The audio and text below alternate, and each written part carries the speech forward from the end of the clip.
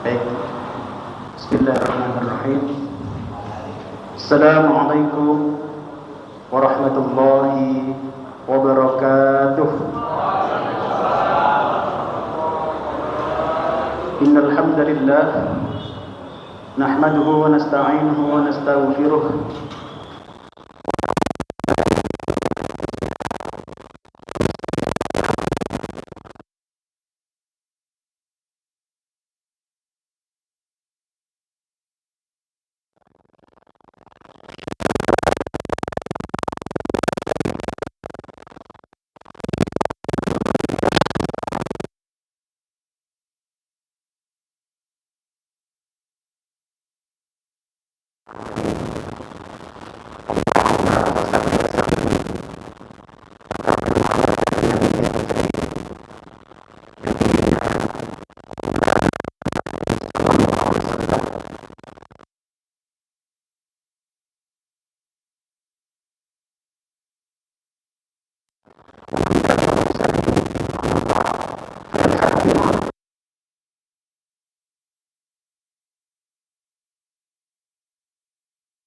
لا سهل إلا ما جعلته سهلا وأنت تجعل الحزن إذا شئت سهلا. Amma ba'd. Hadirin wa bikum rahmatullah. Allah menjelaskan kepada kita ada golongan-golongan yang Allah cintai dan ada golongan yang Allah tidak sukai atau Allah benci. Dalam Al-Quran diantaranya adalah ketika Allah menyukai golongan, Allah menggunakan kalimat innallaha yuhibbu. Innallaha yuhibbu. Allah menyukai. Ketika Allah tidak menyukai, Allah dawuh innallaha la yuhibbu. Allah tidak menyukai atau Allah membenci. Nah, dalam pembahasan kali ini kita membahas tentang apa atau siapa yang Allah tidak sukai dalam Al-Quran itu. Dengan deteksi kalimat adalah innallaha la yuhibbu. Hadirin, dalam riset kecil kami ditemukan ada 5 karakteristik dalam Al-Quran yang Allah menggunakan diksi innallaha la yuhibbu. Allah gak suka. Allah gak suka dengan 5 golongan ini. Siapa saja mereka? Maka insya Allah salah satunya akan kita kaji hari ini.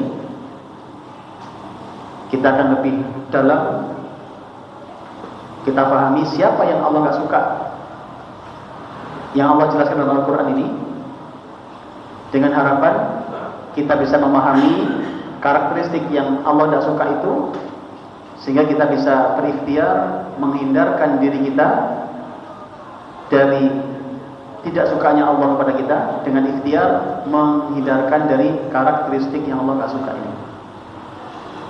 Teriring doa, semoga yang hadir kali ini, semoga kita semua menjadi orang-orang yang dicintai oleh Allah Subhanahu wa taala. Semoga kita kelak hari ini bertemu di sini, kelak kita bertemu lagi di surganya Allah Subhanahu wa taala. Amin ya rabbal alamin. Hadirin, rahmatullah. Salah satu golongan yang Allah tidak suka adalah orang-orang yang melampaui batas. Seperti apa? Mari kita kaji lebih dalam. Hadirin, rahmatullah. Pembahasan kita kali ini kita bahas dalam beberapa sub pembahasan sebagaimana biasa, sehingga kajian kita lebih terstruktur. Yang pertama kita akan membahas sub pembahasan adalah Allah tidak menyukai orang melampaui batas.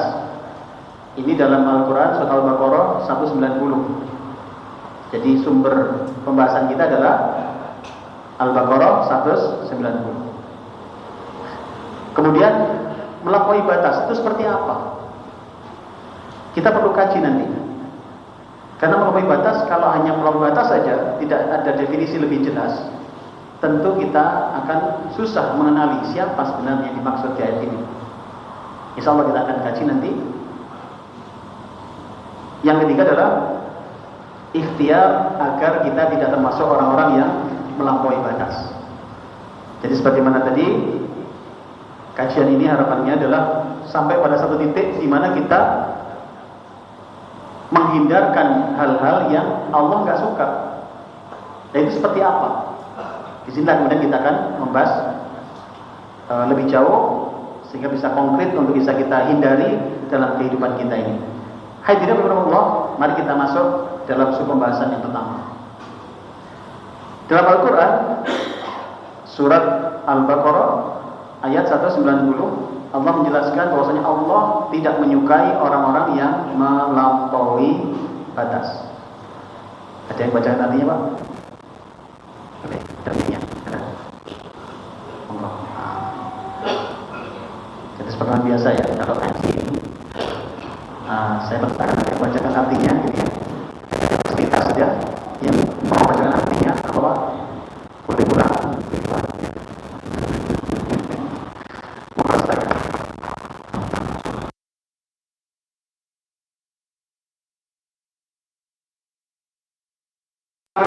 Orang yang memerangi kamu, tetapi janganlah kamu melampaui batas, melampaui orang-orang yang melampaui batas. Karena sesungguhnya Allah tidak menyukai orang-orang yang melampaui batas. Baik, matur nuwun. Allah berfirman, "A'udzu billahi minasyaitonir rajim. Wa qatilu fi sabilillahi alladhina yuqatilunakum wa la ta'tadu. Wa la ta'tadu innallaha la yuhibbul mu'tadin." Allah berfirman tentang Allah tidak suka pada orang-orang yang melampaui batas. Allah tidak suka pada orang-orang yang melampaui batas. Hadirin, mari kita pahami dulu konteks ayat ini turun pada saat apa. Jadi untuk memahami Al-Quran di sini, kami mencoba mendekati dengan pendekatan tahlili namanya. Jadi struktur pembahasan kita dalam tafsir itu kita coba urutkan dengan pendekatan metode tahlili namanya.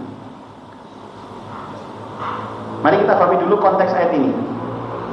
Ayat ini hadirin turun, asbabun nuzul dari ayat ini adalah terkait tentang adanya perjanjian Hudaybiyah, berkenaan dengan adanya perjanjian perdamaian Hudaybiyah, yang di situ ketika itu Rasulullah, kaum muslimin khususnya itu merasa dirugikan sebenarnya dengan perjanjian ini. Monggo, boleh dibaca Pak? Monggo, silakan. Semuanya. Ya, boleh. Dalam suatu riwayat dikemukakan bahwa ayat ini turun berkenaan dengan perdamaian di Hudaybiyah, yaitu ketika Rasulullah Shallallahu Alaihi Wasallam dicegat oleh kaum Quraisy untuk memasuki Baitullah. Adapun isi perjanjian, adapun isi perdamaian tersebut antara lain agar kaum muslimin menunaikan umrohnya pada tahun berikutnya. Ketika Rasulullah SAW beserta sahabatnya mempersiapkan diri untuk melaksanakan umroh tersebut sesuai dengan perjanjian, para sahabat khawatir kalau orang-orang Quraisy tidak menepati janjinya, bahkan memerangi dan menghalangi mereka masuk di Masjidil Haram. Padahal kaum muslimin enggan berperang pada bulan haram. Turunnya wa khawfilu fisabilillahil ladina, sampai membenarkan peperangan untuk membalas serangan musuh. Baik, matur nuwun. Hadirin Allah, ayat ini ternyata terkait tentang adanya perjanjian perdamaian yang diingkari oleh orang-orang kafir Quraisy. Jadi memang kisahnya ini kan memang orang kafir Quraisy itu tidak pernah menepati janji lah gitu. Sudah janji ada perdamaian, ditunda kaum muslimin tidak berangkat umroh di tahun itu, ditunda tahun berikutnya, tapi di tahun berikutnya ketika mau berangkat dihalangi lagi gitu. Nah, hadirin Allah, yang kemudian turun ayat ini yang membenarkan berperang untuk membalas serangan musuh. Jadi yang perlu pahami konteksnya, ayat ini adalah umat Islam dalam rangka apa? Membalas serangan musuh. Nanti akan berikutnya kita akan lebih dalam hikmahnya dalam kehidupan kita nanti. Hadirin, kita lanjutkan dulu. Dalam tafsir Al-Muyassar dijelaskan seperti ini. Mungkin tidak perlu dibaca semuanya. Saya tunjukkan aja yang saya kasih warna beda.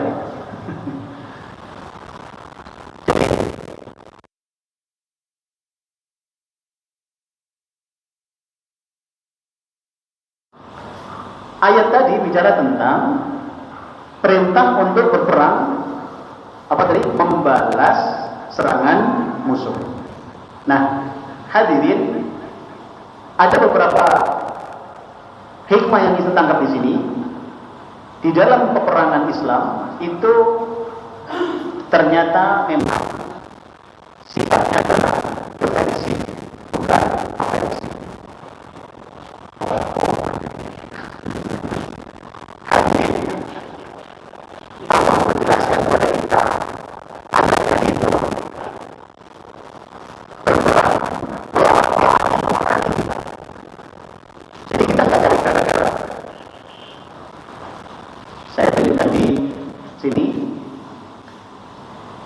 Hikmah ayat tadi, langsung saya di sini. Terkait perang dalam Islam itu yang pertama adalah niat yang benar. Tadi ayatnya jelas, niatnya adalah untuk membela agama.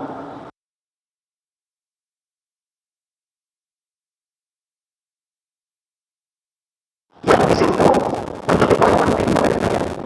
Maka Islam itu tidak kemudian perang asal perang, tapi perangnya adalah niat yang benar. Niatnya beres dulu.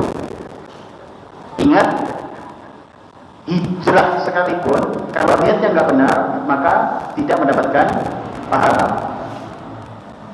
Saya sering membandingkan hijrah yang jenengan butuh biaya, butuh tenaga saja,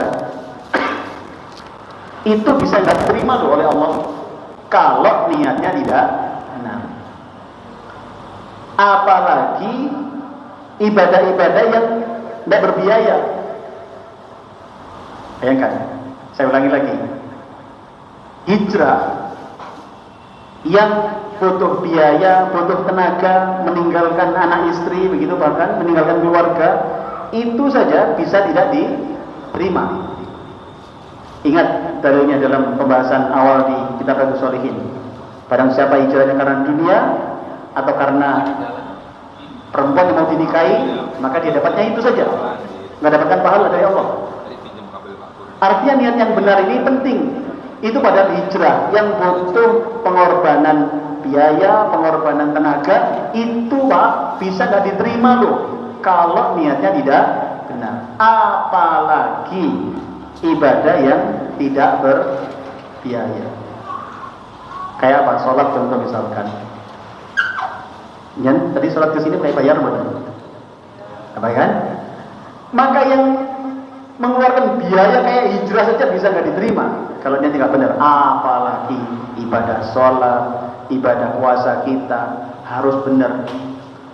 Termasuk perang ini, maka niatnya harus benar dulu. Ini saya ambil hikmah dulu. Saya belum menjelaskan tentang melebihi batas itu kayak apa nanti setelah ini. Hadirin, ini adalah hikmah dari ayat tadi. Yang biar tahu konstruksinya ayat ini muncul kapan, kemudian bicara apa, itu dulu. Perang dalam Islam adalah defensif, mempertahankan diri, bukan ofensif, bukan cari gara-gara. Orang Islam itu pantang Pak cari gara-gara, tapi ketika digarai pantang mundur. Seperti tawon Pak. Tawon itu, yang pernah mendengar kisah seekor tawon mematahkan dahan yang dihinggapi? Tidak pernah ada Pak. Tawon kalau nggak diganggu kalem Pak, kalem, tenang gitu. Tapi sekalian diganggu, ya dengan ngumpet di mana pun ditunggu sama dia Pak. Umat Islam begitu Pak. Jadi pantang umat Islam itu cari gara-gara. Jangan, yang sekarang ini kan ada Pak, si siapa itu, paman siapa Pak? Paman Trump ya. Tiba-tiba nyaplok tonggone dewi. Ya. Islam nggak ada begitu tuh Pak, nggak ada. Islam itu perang itu defensif. Nggak tiba-tiba bikin masalah, perang sana perang sini, boten Pak. Itu ketika diganggu, ketika diperangi, ketika kita dilecehkan, itu baru angkat senjata. Tapi ketika damai, damai saja, tidak masalah. Ya. Jadi defensif, bukan ofensif. Nah, di dalam ayat tadi ada penjelasan jangan melanggar. Jangan melanggar. Ini nanti akan kita perdalam. Ternyata melampaui batas dalam ayat tadi, di dalam tafsir Al-Muyassar itu dijelaskan tuh jangan melanggar aturan syariat. Hadirin, jangan melanggar aturan syariat, jangan berlebihan dengan menyakiti yang lemah seperti anak-anak, kaum perempuan, orang tua, dan orang-orang yang disamakan hukumnya dengan mereka. Di dalam peperangan sekalipun, Islam mengajarkan tidak boleh melanggar aturan. Coba bayangkan Pak, adakah Pak di agama yang lain barangkali ya, aturan perang, kayaknya hanya di Islam saja. Sampai perang sekalipun yang bisa terjadi saling serang itu loh, ada tata keramanya Pak, ada aturannya, nggak sembarangan. Inilah Islam, agama yang luar biasa. Jangan urusan damai Pak, kita nggak boleh saling ganggu bermainnya. Perang saja yang jelas saling serang, itu aja tidak boleh memiliki koridor aturan. Orang Islam ini aturan apa yang nggak ada Pak? Ya, dan masa kamar mandi ada aturannya. Ya, dengan nagih hutang ada aturannya nggak Pak? Ada kan? Ada itu.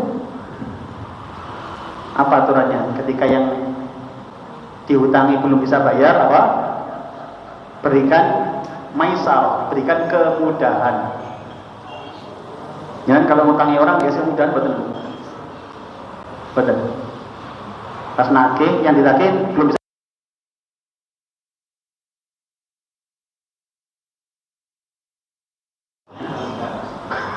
Kok diikhlaskan, Masya Allah, luar biasa, dapat hidayah itu. Hadirin Allah. Nah, mari kita berdoa. Jadi ini masih mengcapture ayat tadi bicara apa, itu dulu yang bisa paham nanti. Maka ini quote-nya Pak, Islam itu agama perdamaian, membolehkan bertahan tapi melarang agresi. Gak ada pelajaran dari Islam itu nyerang tonggone, gak ada Pak. Kalau mereka damai, damai saja, kita jaga sama-sama. Tapi kalau kemudian sudah mulai ganggu, itu berarti sudah cari masalah. Inilah Islam, agama yang menegakkan keadilan, tapi di saat yang sama ada sikap kesatria di situ Pak. Jadi punya harga diri. Diamnya umat Islam itu bukan karena lemah, bukan, karena saling menghormati. Jadi bukan karena nggak berani ngomong, bukan, menghormati. Bukan karena nggak berani bergerak, bukan, karena menjaga kebersamaan. Maka itulah Islam, seperti tawon, jangan ganggu. Karena sekalian diganggu, sampai dimanapun akan dicari. Hadirin Allah. Nah, sekarang pembahasan yang lebih dalam lagi tentang melampaui batas tadi, yang ingin kita galikan di sini tadi Pak. Melampaui batas kayak apa? Yang Allah nggak suka itu melampaui batas tadi kan? Seperti apa? Nah, hadirin, nih, saya tunjukkan dari beberapa tafsir untuk memahami konteks melebihi batas ini, Bapak sekalian. Yang pertama adalah dalam tafsir Al-Madinah Al-Munawwarah. Yang dimaksud tidak boleh melebihi batas adalah Pak, jangan kalian mendolimi, jangan kalian berbuat zalim.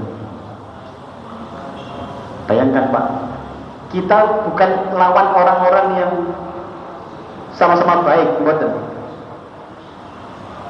Jelas diserang tadi kan, jelas diserang, ya kan? Tadi ayatnya tadi kan, kita diserang.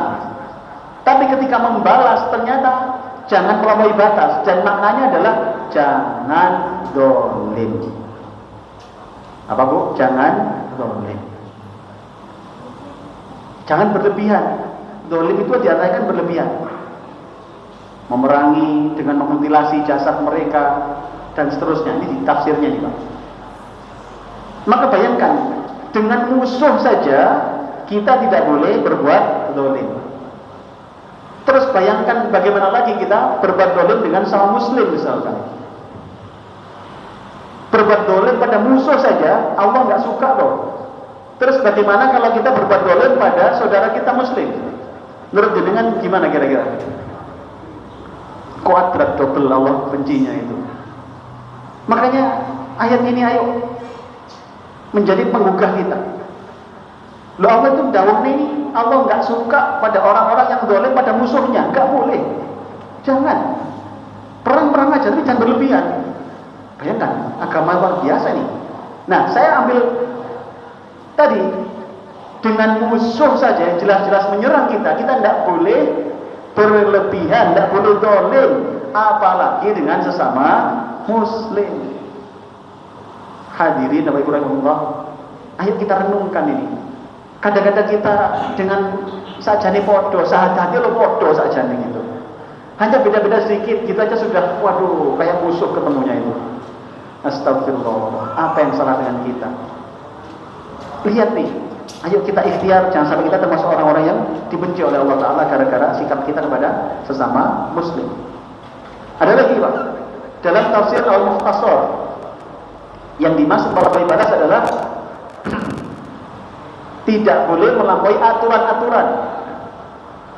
Jadi di dalam tafsir Al-Mukhtasar yang dititik beratkan, yang digarisbawahi urusan melampaui batas, kalau tadi kan kedzaliman yang pertama tadi pagi, yang ini adalah tidak sesuai aturan. Jadi ketika Islam sudah memberikan aturan, jangan melampaui, karena melampaui itu namanya melampaui batas gitu loh. Berarti memang apa? Ketika kita ingin menjadi orang-orang yang tidak sampai dibenci oleh Allah, tidak sampai jatuh pada karakteristik yang tidak disukai oleh Allah Ta'ala, hati-hati. Aturan Islam sudah jelas, maka jangan sampai melampauinya.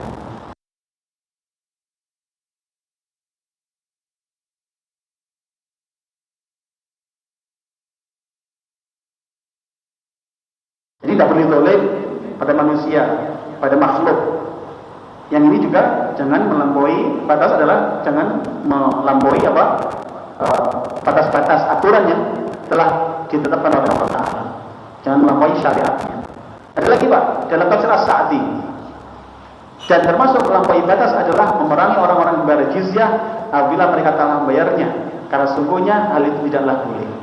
Hadirin, yang dimaksud melampaui batas di sini ternyata ada tadi faktor kedzaliman, melampaui aturan-aturan syariat, kemudian terus apa tadi? Terjadi apa?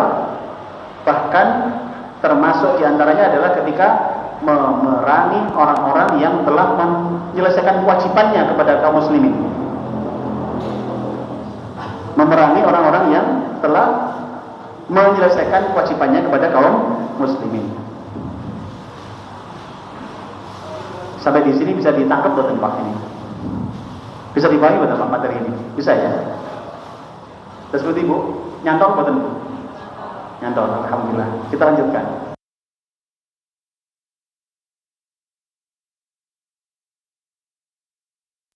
Bayangkan Allah sangat tidak suka dengan orang-orang yang memerangi secara zalim. Padahal itu orang yang nyerang kita loh Pak. Nyerang kita jelas. Apalagi kita cari gara-gara. Tuh Allah gak seneng itu kan. Kan begitu kira-kira gambarannya kan. Dengan orang-orang kafir jelas-jelas memerangi kita aja kita gak boleh zalim. Apalagi zalim pada sesama muslim. Nah, maka kemudian bisa disimpulkan begini Pak, makna melampaui batas sesuai dengan pemahaman tafsir tadi. Jadi dari berbagai tafsir tadi kita bisa punya pemahaman Pak, melampaui batas kayak apa sih? Yang pertama ini, memulai perang tanpa hak. Tidak boleh orang Islam itu berperang kecuali dengan alasan yang jelas. Tadi kan di pemahaman ayatnya tadi. Yang kedua adalah membunuh yang dilarang. Tidak boleh. Tadi ada anak kecil, orang tua, perempuan, tidak boleh. Jadi Islam tidak membolehkan misalkan tempat kumpulnya anak-anak dibom di situ, nggak boleh Pak. Nggak boleh. Ada aturannya. Makanya kalau kemarin ada rumah sakit dibom, ya kan? Jelas bukan muslim yang melakukan itu. Si rewel. Hadirin Allah. Ini Islam punya aturan, ya. Jadi walaupun perang sekalipun ada aturannya. Dan lagi Pak, menyiksa, merusak atau brutal tidak boleh. Jadi ini kita perlu banyak tahu Pak, apalagi ini zaman akhir ya, zaman menurut dengan kiamat ini semakin dekat atau semakin jauh Pak? Semakin dekat ya? Semakin dekat Pak. Dan tanda-tandanya semakin kelihatan. Sekarang di benua mana yang nggak terjadi perang? Di benua mana yang masih aman nggak terjadi perang Pak? Hampir semua benua Pak. Benua Asia, benua Afrika, Amerika, semua Pak. Jejeran gelut. Australia, mungkin masih rada aneh. Tapi kan sebelahnya sudah ramai itu Pak. Iya, apa coba? Hampir Pak semua. Padahal itu gambaran akhir zaman adalah ketika sudah antar tetangga itu gegeran Pak. Terus tambah lagi banyak gempa. Saya melihat data dari BMKG Pak. Gempa yang terjadi di Indonesia itu diperkirakan kalau saya total jumlah keseluruhan, kemudian ditambah dibagi dengan jumlah waktu, itu ternyata terjadi gempa di Indonesia itu kurang lebih setiap 30 menit Pak.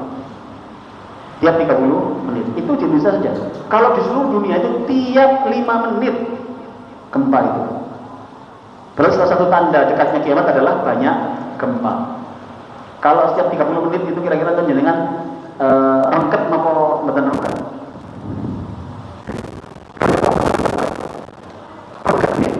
Kalau 5 menit sekali. Mboten rengket atau rengket. Maka waspadalah Pak. Akhir zaman semakin dekat. Dan di situ yang pernah dikatakan oleh Rasulullah adalah kaum muslimin akan berperang. Maka waspadalah. Jadi ini sengaja membahas hal sebenarnya kita temanya adalah ya dibenci oleh Allah. Tapi kita punya gambaran sekalian harus berhati-hati. Kenapa ada main jangan berlebihan. Apalagi dengan sama muslim. Yang terjadi termasuk ini sampai batas. Kemudian berperang karena kebencian bukan karena Allah. Hadirin Allah, saya kasih quote begini Pak. Islam melarang berbuat zalim, bahkan terhadap musuh sekalipun. Maka bagaimanakah zalim kepada sesama muslim? Kira-kira menjenengan dosanya tambah gede apa tambah sedikit Pak? Tambah jumbo. Maka hati-hatilah Pak. Ketika saudara kita sudah bersyahadat misalkan beliau adalah muslim, maka berbuat baiklah kepada mereka. Mungkin kita tidak persis sama, sudahlah cari persamaannya, bukan mencari perbedaannya.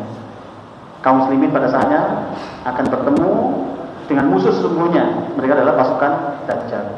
Hadirin Allah, sekarang Bagaimana ikhtiar agar tidak melampaui batas? Tadi melampaui batas sudah cukup jelas ya, dimensinya adalah kezaliman. Kemudian ketika melampaui atau tidak sesuai dengan aturan main syariat tadi, dengan atau bahkan mendolimi orang yang sudah melaksanakan haknya pada kita tadi kan, beberapa tafsir tadi ya. Nah sekarang bagaimana caranya agar kita nggak masuk kategori orang dolim, orang yang melampaui batas di dalam pembahasan ini, sehingga kita terhindar dari kebencian yang nggak disukai oleh Allah tadi. Nah hadirin, yang pertama adalah banyaklah belajar syariat Islam. Ini yang pertama yang harus dilakukan. Kenapa? Karena begini Pak, ketidaktahuan batas atau syariat dapat memicu perbuatan melampaui batas. Tadi kan melampaui batas apa tadi Pak? Ketika tidak sesuai dengan syariat, kan? Maka agar nggak sampai masuk kategori melampaui batas yang Allah benci tadi itu, maka banyaklah belajar Islam sehingga tahu batasan. Misalkan ini di rumah tangga, misalkan bapak-bapak boleh nggak memukul ibu-ibu? Nggak boleh Pak, nggak boleh, iya kan? Loh, toh ayatnya ada wadribuhun. Pernah saya jelaskan di Al-Basit ya. Ada ayat-ayat yang memang itu jenengan nggak boleh Pak, mengambil sepenggal saja nggak boleh. Di antara adalah ini ayat wadribuhun, pukullah mereka. Itu kalau jadi dalil dipotong itu aja Pak, wah itu jadi KDRT itu. Orang mukul istrinya, loh ini kan perintahnya kan wadribuhun, pukullah. Ini ayat ini terikat dengan kondisi yang lain. Ada urutannya, tegur dulu, nasihati dulu, itu kan. Kalaupun mukul area yang paling nggak sakit. Apa yang paling nggak sakit Pak kira-kira? Tungkak, ya kan? Tungkak. Jadi yang paling nggak sakit, jangan memukul muka, nggak boleh Pak. Islam melarang itu, nggak boleh. Ibu-ibu juga begitu Bu, hati-hati Bu, ada aturan Islam. Boleh nggak ibu misalkan ngambil dompet suami itu, boleh nggak Bu? Boleh. Kalau orang sesuai kesepakatan. Kalau orang solihah itu Bu, misalkan nih suami lagi mandi misalkan, ya foto duit, ambil di dompet misalnya ya suaminya kan. Itu kalau orang solihah, diambil semua celananya dikasihkan ke suami. No, ambil sendiri yang mana yang dimaksud, gitu kan. Bukan terus menggunakan dalil, kan suami suruh ngambil Ustaz, ambil aja semuanya. Gerakan pembersihan, bersihkan semua isinya. Hadirin, disitulah bedanya, ngerti aturan enggak. Tadi siang setelah kajian pagi itu ada yang ngajak diskusi tentang Pak, waris. Waris termasuk juga yang harus kita patuhi Pak. Aturannya detail sekali itu. Ya. Jadi hikmahnya waris itu sangat detail. Itu kan diantaranya kan karena bisa jadi diantara ahli waris itu ada yang nggak berani ngomong atau orangnya nggak suka konfrontasi. Jadi sudah nganut saja. Bayangkan ada seorang punya putra 10 Pak. Ada seorang meninggal, putranya ada 10. Yang paling gede sudah kuliah, yang paling kecil belum TK. Caranya cukup rentangnya panjang. Ayo, kalau misalkan pembagian waris itu suka-sukanya mereka, kira-kira yang menang siapa Pak? Sing gini diakali ya, Pak. Kayak permen yang seneng arai gitu kan. Maka detail Pak, berapa pembagiannya laki-laki, berapa perempuan, berapa ada semua. Hadirin Allah, itu contoh-contoh taat pada aturan. Maka agar tidak sampai melampaui batas, yang maknanya melampaui batas adalah tidak taat aturan tadi, maka banyak belajar syariat Islam. Ini kunci pertama. Maka terus belajar tentang syariat Islam dan berusaha melaksanakan dalam kehidupan ini. Ikhtiar pertama agar kita tidak jatuh menjadi golongan yang dibenci oleh Allah Ta'ala, kunci pertamanya ternyata di sini Pak. Banyaklah apa? Belajar syariat Islam. Maka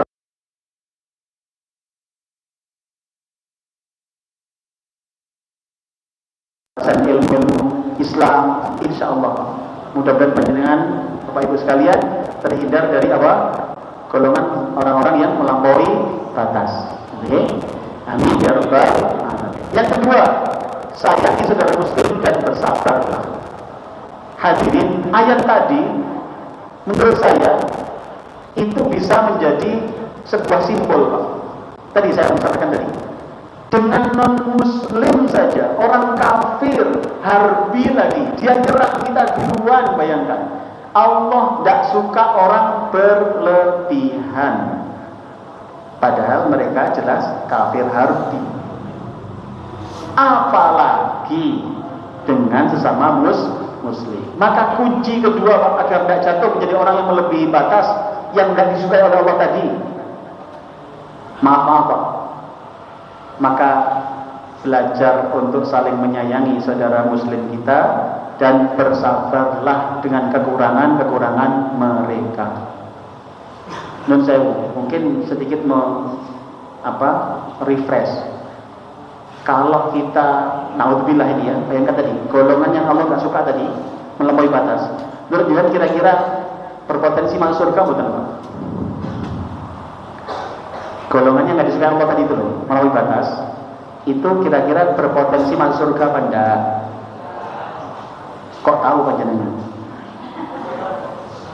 Karena Allah nggak suka kan gitu kan? Jelas sekali, karena Allah nggak suka. Loh, yang nggak suka ini yang pemilik surga loh Pak. Pemilik surga loh. Kalau nggak suka, berarti kan potensi masuk surganya semakin sempit atau semakin luas? Semakin sempit Pak. Maka hati-hati. Belajarlah untuk menyayangi sama saudara muslim. Hadirin Allah, saya tambahkan bersabar ini karena penting Pak. Karena kadang-kadang itu kita ini nggak lapo-lapo sana yang kemudian bermasalah gitu kan, bully-bully kita kan ya. Bersabar saja Bu. Karena kita berharap tidak menjadi orang yang melampaui batas. Sang muslim adalah saudara, maka perbaiki hubungan dengan mereka. Ini adalah Al-Hujurat ayat 10 dan Al-Imran 103. Saya percepat, salinglah mengasihi. Ingat sesama saudara, maka saling damaikanlah. Innamal mu'minuna ikhwatun fa aslihu baina akhwaikum wattaqullah. Bersabarlah menghadapi kekurangan saudaramu. Hadirin, dalam surat Ar-Ra'd ayat 22, salah satu karakteristik orang yang akan mendapatkan surga Aden adalah mereka yang bisa bersabar dan membalas keburukan dengan kebaikan. Ini motivasi kita Bapak Ibu sekalian. Maka kalau dengan sama muslim apalagi Pak. Tadi ayat yang kita bahas kan dengan orang kafir harbi saja kita harus berbuat baik, apalagi dengan saudara muslim kita. Bersabarlah. Mereka ada kekurangan, balas keburukan dengan kebaikan. Hadirin Allah, ini jaga persahabatan. Ini ada hadis. Mau dibaca Pak? Mungkin satu kali lagi, silakan. Dari Abu Ayyub radhiyallahu anhu, Rasulullah sallallahu alaihi wasallam bersabda, tidak halal bagi muslim memutuskan persahabatan dengan saudaranya lebih dari 3 malam.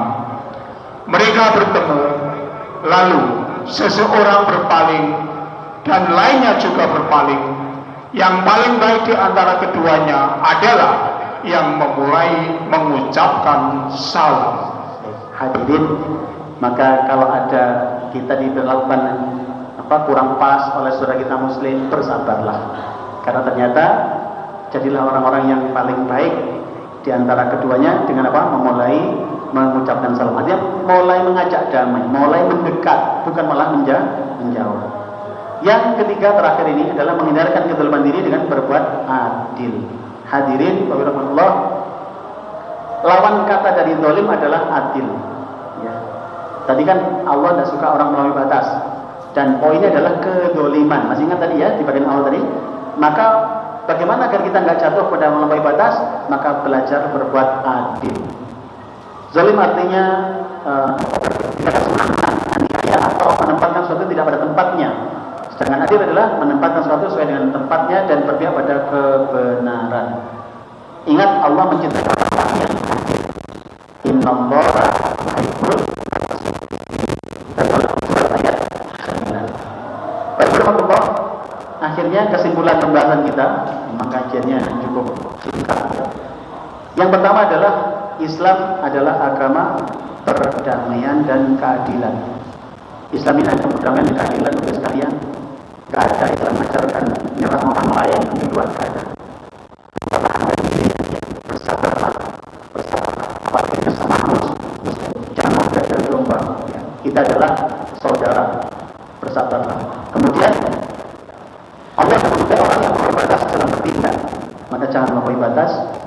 Kemudian hindarkan diri dari melampaui batas dengan belajar menaiki aturan Islam, menjaga persaudaraan sesama muslim dan senantiasa berbuat adil. Allah, maka bagaimana agar kita terhindar dari ancaman ayat tadi? Allah tidak suka orang yang melampaui batas. Bagaimana caranya tadi? Ayo semakin memahami syarat Islam, karena melampaui batas adalah ketika kita tidak sesuai dengan syariat. Ketika berhubungan dengan sama manusia ada aturan syariat, dan ketika melanggar kita masuk kategori melampaui batas. Yang kedua apa? Menjaga persaudaraan sama muslim. Karena tadi dengan kafir harbi saja kita diutus oleh Allah tidak boleh melampaui batas, tidak boleh ada kezaliman, apatah lagi dengan sama muslim. Yang ketiga, maka berusahalah berbuat adil. Kenapa? Karena kezaliman adalah ketika tidak adil, tidak menempatkan sesuatu pada tempatnya. Sedangkan adil itu menempatkan sesuatu pada porsinya. Dan Allah menyukai orang-orang yang berbuat adil. Akhirnya selamat berusaha menghindari apa yang Allah tak suka dengan apa tadi? Belajar semakin banyak, tambah lagi apa? Menjaga hubungan sama muslim. Jangan mudah terpengaruh untuk didahului domba dan segala macam. Sudah, mereka saudara kita, doakan kebaikan untuk mereka. Semoga sama-sama selamat sampai surga, gitu kan? Lana a'maluna walakum a'malukum. Gak usah saling bully. Yang ketiga adalah apa? Berbuat adil. Semoga manfaat kajian kita pada hari ini. Semoga kita semua termasuk orang-orang yang beruntung dunia dan akhirat, selamat dunia dan akhirat. Rabbana atina fid dunya hasanah wa fil akhirati hasanah wa qina adzabannar. Wassallallahu ala Muhammad walhamdulillahi rabbil alamin. Demikian kurang lebihnya mohon dimaklumi. Aku lu qouli hadza fastaghfirukum. Subhanakallahumma bihamdika asyhadu an la ilaha illa anta astaghfiruka wa atubu ilaik. Assalamualaikum warahmatullahi wabarakatuh.